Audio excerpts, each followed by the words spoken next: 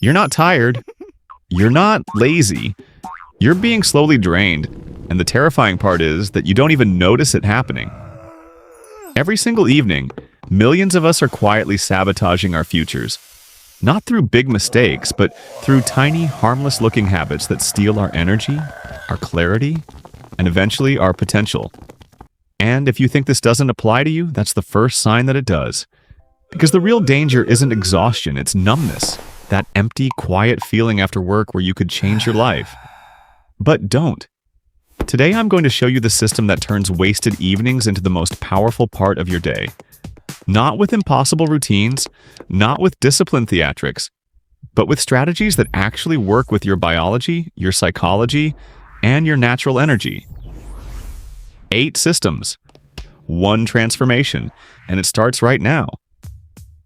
Most people obsess over time management. It's the biggest mistake they make. Your evenings aren't made of hours. They're made of energy states. That's why a 2-hour Netflix spiral feels effortless, but 20 minutes of self-improvement feels impossible. So we begin with the foundation, the shutdown ritual. Stand up, 3 deep breaths, physically close your laptop. It's not a cute habit, it's a neurological off switch. Your brain receives a simple message. Work mode is over. Then we shift into the 90-minute evening block system. Not a giant, overwhelming block of free time, but 3 natural phases your brain already understands. Block 1, recovery. A decompression zone. No decisions, no expectations. Let your brain return to baseline. Block 2, growth. The phase where your energy naturally rebounds. Learning, movement, creative work. This is the sweet spot. Block 3, connection. Humans are social, even introverts. This block stabilizes your mood and resets your emotional system. But the breakthrough comes from reverse scheduling. You don't plan your day forward. You plan your evening backward, from the moment you want to sleep. That one shift fixes 70% of people's burnout. And the 2-minute reset? It's tiny but transformative. Clear your desk, change the lighting, change your clothes. These micro resets send your brain constant signals. A new state is beginning.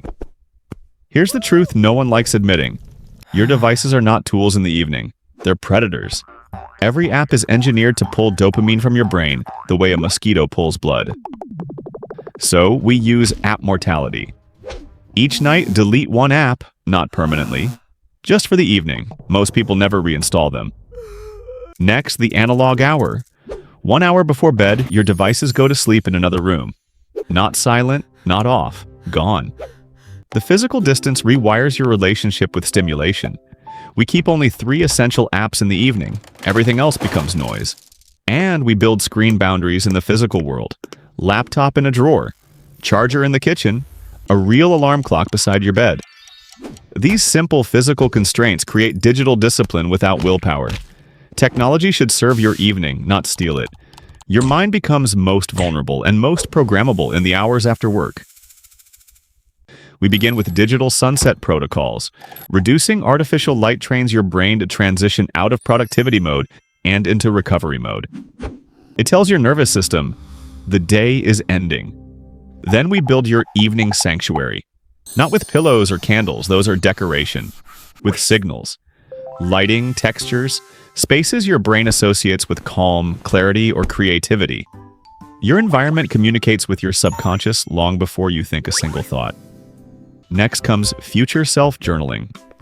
Not what I must do tomorrow, but how do I want tomorrow's version of me to feel? Your brain reverse engineers actions to meet emotions. That's how you create sustainable change. Finally, the decision elimination strategy. Lay out clothes. Prep meals. Set up your morning workspace. Evenings are for restoration, not decision-making. You save your mental power for the next day's challenges.